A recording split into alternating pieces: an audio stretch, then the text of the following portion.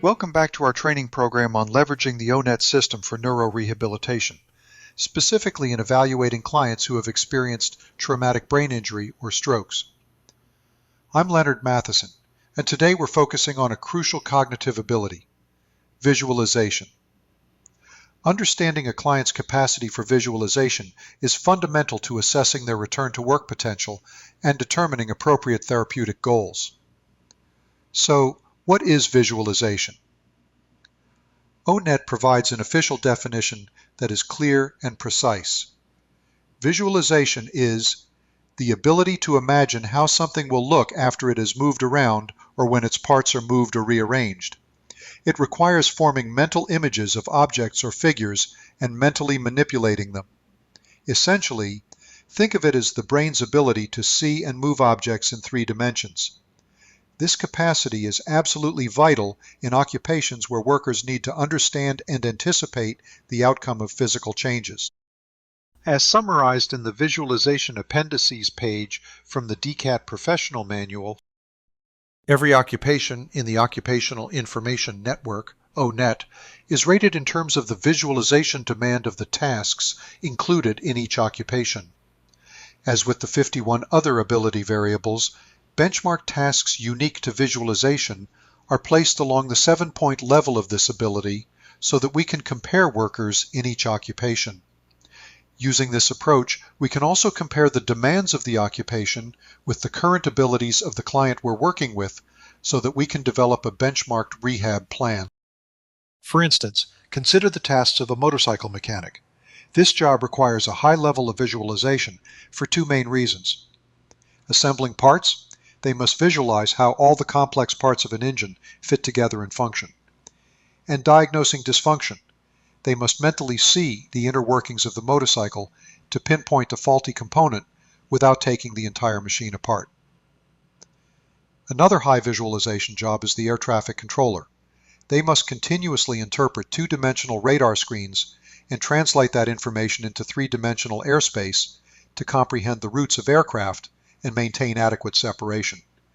They are constantly identifying changes, quickly noticing deviations from assigned flight paths, and comparing data between radar, flight plan information, and verbal reports to ensure accuracy.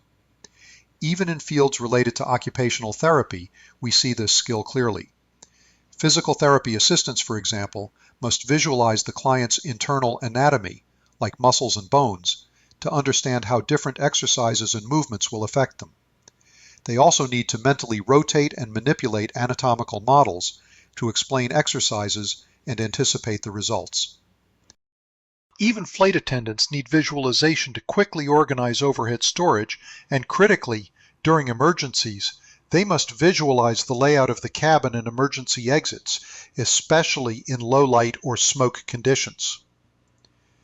To effectively measure and categorize this ability in our clients, we rely on the ONET's use of a behaviorally anchored rating scale, or BARS.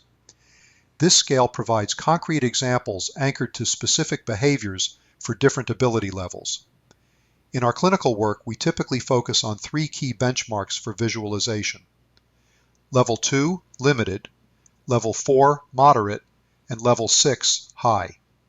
Let's review these benchmarks because they are essential for interpreting performance on simulation tasks like the doll chair assembly task. At BARS Level 2, or limited visualization, the definition states that the individual can imagine how a simple object, such as a block, would look if it were rotated in space. The example benchmark is imagining how a single block would look if it were rotated 90 degrees. This is the basic level of mental manipulation. Moving up to BARS Level 4, moderate visualization, the complexity increases. This scale provides concrete examples anchored to specific behaviors for different ability levels. Here, the person can imagine how a more complex object would look if its parts were rearranged. The clearest example benchmark provided by ONET is imagining how the parts of a disassembled chair would look if they were put together. Finally, we reach BARS Level 6, or high visualization.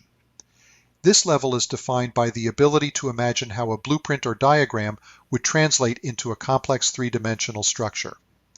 The high-level benchmark involves imagining how a building would look based on its architectural blueprints. Now let's connect this theory to our clinical tool, the doll chair assembly task, where clients assemble a 30 to 50 part doll chair.